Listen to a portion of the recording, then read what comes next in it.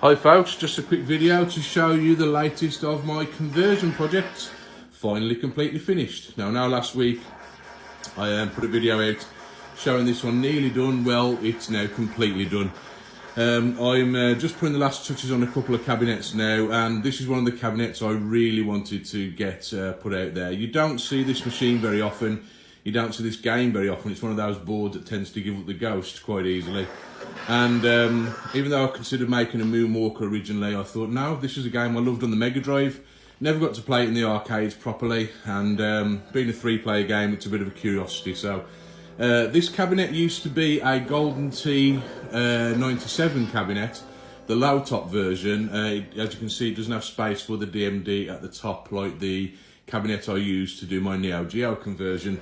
I've always said these Golden Tee cabinets are right for conversion. I've actually had another one come in, as you can see here. This is actually a Golden Tee 2002 cabinet, which they used for a couple of years up to this one, as you can see, which is 2005. And they made a slightly shallower profile for this one, but it's still got the space at the top for the DMD, it hooks to the internet and all that. But this is going to be converted into a new game, which I'll be documenting soon anyway.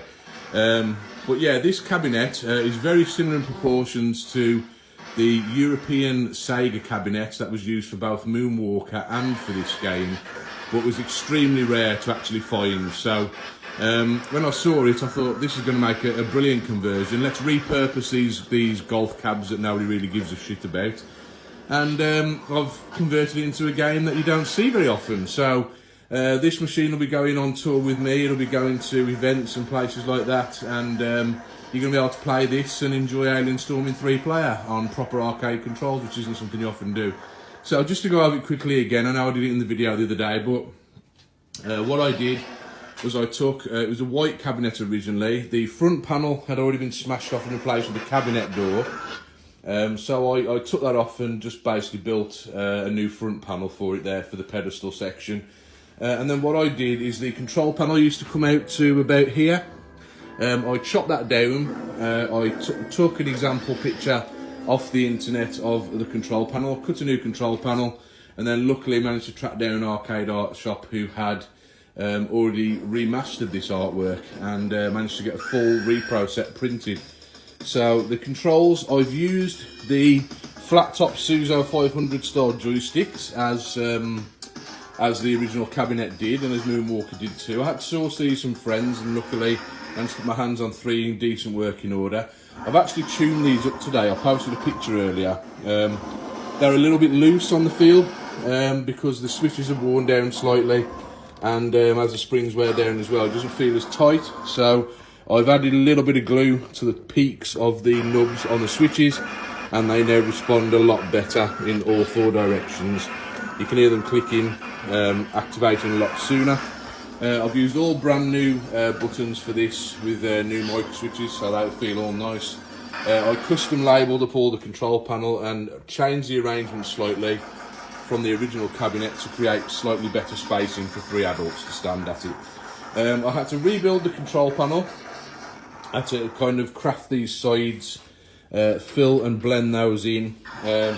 But it works quite nicely. I mean, under the wrong light, you can still show evidence that obviously it was handmade, but you know, it fits just well. It fits the control panel perfectly, and the control panel just overhangs the sides of the cabinet slightly there, like the original Golden Tee panel did. The angle of the side isn't quite as sheer as the original cabinets. As you can see here, that was the angle of the original monitor on the original cabinet, but it still fits perfectly there and goes between a 45-degree top slant and 90-degree angle there at the bottom, finishing in about the same place it did on the original cabinets. The bezel artwork is slightly narrower on this cabinet to the original, but it's been made to fit just perfectly, and the instruction panels have been added at the bottom there by Ollie. The marquee artwork he repositioned for me to allow for the slightly shallower top section. That all fits nicely. Now you can see the Sega logo, and I couldn't show it properly in the photos I took, but you can see now I have backlit this, and you just get a nice subtle glow from it. I don't like marquees that are really strongly illuminated. I think they distract from the game somewhat. As long as you can see it across the room, it just doesn't distract. It's not right in your face like it is with some games. So And it's a nice bright 25-inch, I think it's a Hunter-X Polo in this. And you can see the colours are nice and vibrant, it's pretty sharp, and should serve this game well.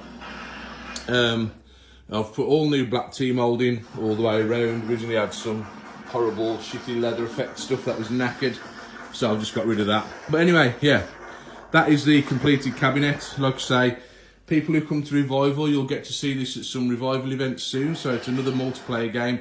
The multiplayer games are always good crowd pleasers, everybody knows that, and this is a game you won't see very often. And even though it's not the full dedicated machine, which you'll very, very rarely find, if ever, at least now there's a way of playing this game in a reliable fashion, in a cabinet very similar, and, you know, repurpose a crappy cabinet or a generic cabinet into something a lot more usable and a lot more popular. So anyway, I appreciate any comments and suggestions, and keep following the YamYam Retro Gaming page, because pretty soon I'll be documenting the changes to this cabinet here. This will be having an even heavier modification than that one, because this will be becoming a 4-player machine, and it will actually be becoming another rare Sega game that you don't see very often, and you definitely won't have seen the original cabinet. It's Golden Axe Revenge of Death Adder, the arcade-only sequel. So I'll be modifying this in the coming weeks, and hopefully that one will be ready before Christmas. Take it easy.